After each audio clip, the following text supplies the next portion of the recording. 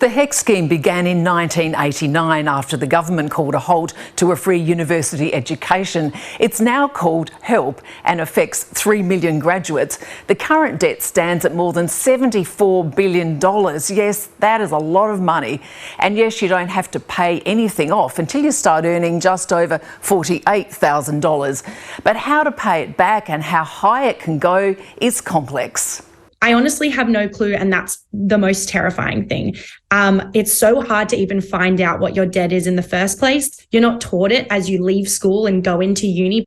Very much, I don't think the government wants us to understand how HECS works, because it is almost like a mystery black box. People just should go to university and then deal with it later. If they know too much about the detail, they'll realise just how much debt they're going to carry into those early years. Graduate debt can also be hiked up based on the CPI, the Consumer Price Index, which looks at cost of living expenses. Now, last June, it was deemed to be 3.9%. It's a bit like interest on a home loan, but with spiking inflation, it could go much higher. It could be 7.9%. It could be as high as that, depending on how they average it out. Thousands of graduates have signed a petition for indexing to be frozen or even abolished.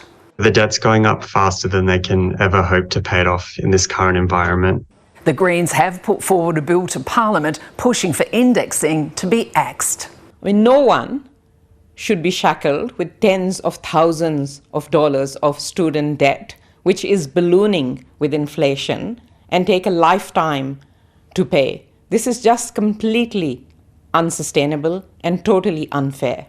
Mother of three, Gemma McWhirter, has just paid off her debt at 52 years of age. It took 27 years in all. So it sat there growing for the 15 years that I raised my family and worked as a volunteer in the community. I'm certainly not unique in this. When I wrote about this on Facebook, I had dozens of other women contact me and tell me that they had exactly the same story and had not paid off their HECS debt until well into their 40s.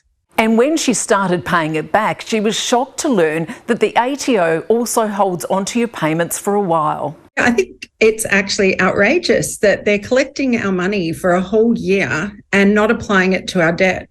I can't even imagine how that would work in the bank institution. If they were in a home loan, if they held on to all of your repayments for a year and then applied interest without actually applying your payments. Now, they do that so they can work out your annual income and your tax liabilities at the end of the tax year. But that means that the balance hit with indexing every June the 1st is higher than what you actually owe. As an example, let's look at a graduate who owed, say, more than $36,000 last year. Now, her debt rose by $1,400 once it was indexed. But if the ATO had credited the $4,000 that she had diligently paid back during that year before the hike, she would have been slugged a whole lot less.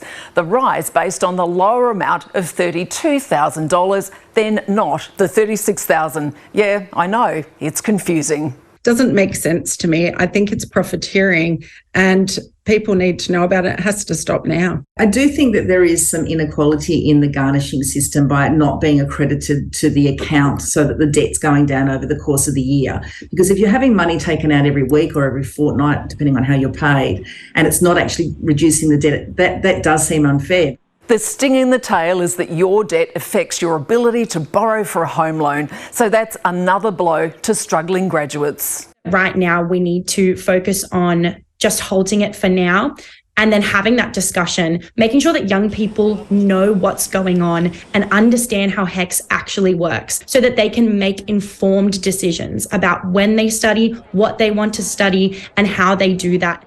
But the government's not planning to pause the hikes anytime soon. It's not something that we've been considering. This indexation that happens around the middle of the year, every year happens regardless of who's in office or the other circumstances. And like a lot of other government programs, including payments, it's indexed. And the important thing to remember about student debt is that the repayments go up when your wages go up, when your salary goes up. That's what determines how much you pay back. And so I understand and obviously listen respectfully when the student unions and others raise their concerns about this, but this is an ordinary indexation. And in terms of repayments and pressure on people, the repayments go up when your salary goes up. That's how the system works. Student debt is firmly and squarely on the political and the public agenda. Student debt is no small problem. Millions of people are impacted by it, and the government just can't keep ignoring it. They just can't keep pretending that the student loan system is not broken. Now, the ATO does have a BPay system, so you can also put in a little bit extra, say weekly or monthly, and that does go directly off your debt. But of course, you have to have the cash to spare in the first place.